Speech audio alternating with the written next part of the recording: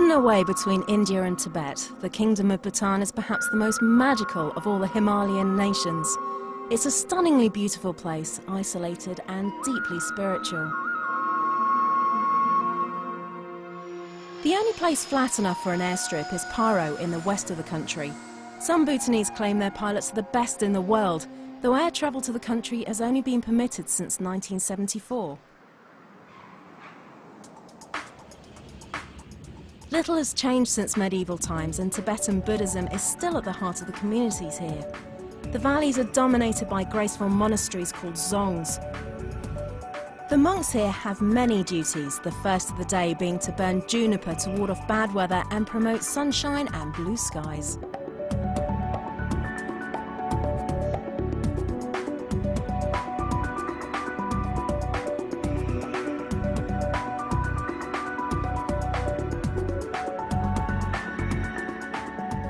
There is a belief in the West that monks live in a closed order, but here they come and go as they please. They can even choose marriage over celibacy, and some have taken on the rather unspiritual practices of their Western counterparts. Most visitors typically stay 7 days, but there's more than enough to keep you occupied for longer. If you're trekking, you might want to stay for as long as a month. Just mingling with the local people and wandering through their communities is a great experience. The misty foothills of the Himalayas are quite a sight. The name derives from him, the local word for snow, and Alyas, which means mountains, the snow mountains. Every year, some 2,000 people come here to trek, but not to climb. Climbing is strictly forbidden because the mountains are thought to be sacred by the locals, who believe the peaks are the homes of the deities.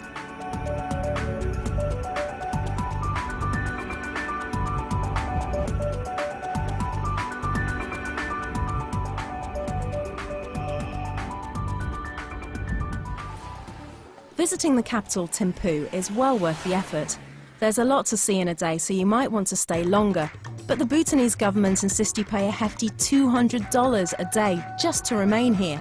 This is usually included in the cost if you're travelling on a package deal. You get a strong sense of everyday life at the Saturday market. Although there are windows onto the Western world and the stalls sell the kind of produce that tourists might buy, they're all locally made and often of the finest quality. The wonderful aromas draw you deeper into the market, where you'll find more locals shopping and gossiping.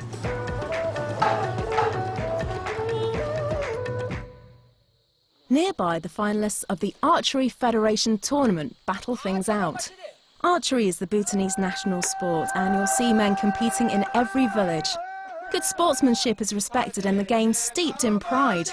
It can be great fun to watch, especially when the archers break into their traditional song and dance. It's the law to wear traditional dress, which helps preserve the culture of this country.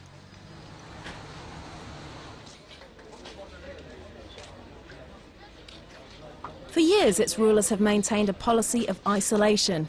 This has preserved a way of life which has all but disappeared from neighbouring countries. Smiling faces instead of traffic lights help keep the traffic moving here. Climbing up the 3,050-metre high Dutchula mountain pass, you can see the change in vegetation from alpine to subtropical. The views are spectacular. To the east you see a more rural Bhutan, but whichever way you turn, you're met by a feast of stunning scenery.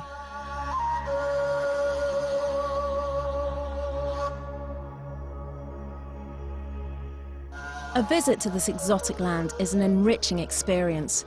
Stunning landscapes, gracious hospitality, and a glimpse into a lifestyle and culture that the modern world has left behind. Bhutan.